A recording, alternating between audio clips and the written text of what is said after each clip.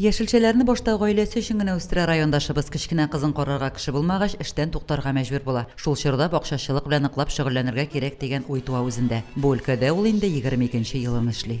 Мама у нас всегда семена делала, все.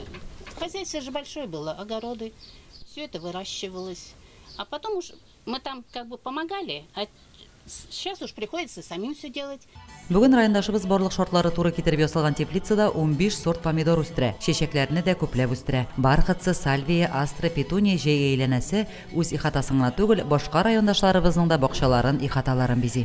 Тут у меня штук 15 сортов, очень много. Бычье сердце, вот тут вот есть. Так, Василиска, монгольский карлик. Вот это у меня. Так, это будет лисичка. Хлебосольный есть, китайский сорт есть.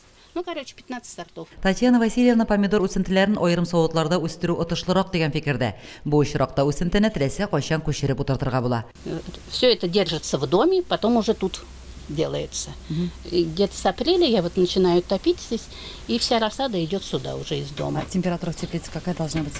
Ну, в пределах, вот сейчас вот жарко, так вот тут сейчас 30 показывает, даже 35. А ночью в пределах 10-15 держу, потому что вот подтапливаю. Помидор үскәндә суга мохтаҗлык кичерергә тиеш түгел.